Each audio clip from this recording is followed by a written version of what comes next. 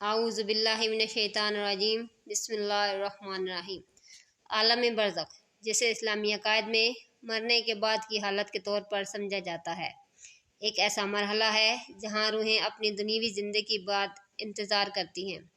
इस आलम के बारे में कुरान और सुन्नत में मुख्तलिफ़ मालूमात मिलती हैं जो ये बयान करती हैं कि रूहें वहाँ किस तरह रहती हैं और इनके क्या हालात होते हैं। बरज़ख की तारीफ़। बरज़ख अरबी ज़बान में हाल या रुकावट के मानी में आता है। ये एक ऐसा आलम है जो दुनिया और आखिरत के दरमियान मौजूद है। इसमें रूहें अपने अमाल के मुताबिक अजाब या राहत का सामना करती हैं। रूहों की हालत। नेक लोगों की रूहें। नेक लोगों की रूहें बरज़ख में सुकून और राहत में रहती हैं। इनकी रूहें जन्नत की खुशबुएं महसूस करती हैं और इन्हें जन्नत की नेमतों की बशारत दी जाती है। बद लोगों की रूहें। बुरे अमाल करने वालों की अजाब का सामना करना पड़ता है।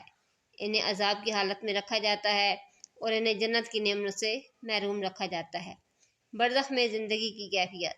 नेक लोगों का सुकून। नेक रूहें बरज़ख में सुकून महसूस करती हैं और इनकी हालत को बेहतर बनाया जाता है। बाद रिवायात में जिक्र है कि इन्हें एक खूबसूरत बाग में रखा जाता है जहाँ इन्हें जन्नत की खुशबू और नेमतों की खुशखबरी मिलती है। बद रूहों का अजाब। बद रूहें अजाब में रहती हैं। इन्हें मुख्तलिफ अजाब दिए जाते हैं और इनकी हालत इंतहाई तकलीफ दह होती है। रिवायात में जिक्र है कि इन्हें स्याह ज़मीन में रख दिया जाता है और इनकी हालत बेहद ख़राब होती है। बरज़ख में सवाल और जवाब। आलम बरज़ख में रूहों से सवालात किए जाते हैं। मशहूर हदीस में आया है कि जब इंसान की रूह को कब्र में दाखिल किया जाता है तो इससे पूछा जाता है, तुम्हारा रब कौन है, तुम्हारा दीन क्या है, तुम्हारा नबी कौन है। नेक रूहें इन सवालात का सही जवाब देती हैं जबकि बद रूहें अजाब का सामना करती हैं। रूहों का एक दूसरे से मिलना। आलम बरज़ख में बाज़ रूहें एक दूसरे से मिलती हैं, ख़ास तौर पर अगर वो एक ही ख़ानदान से ताल्लुक़ रखती हों।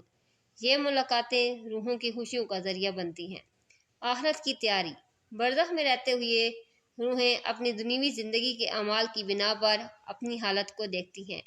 ये एक याद दहानी होती है कि इंसान को आखिरत के लिए तैयारी करनी चाहिए। दुआ और अमाल। जिंदा लोग अपने मरहूमीन के लिए दुआ कर सकते हैं। बाद रिवायात में जिक्र है कि दुआ, सदका और खैरात इन रूहों के लिए सुकून और राहत का ज़रिया बनती हैं।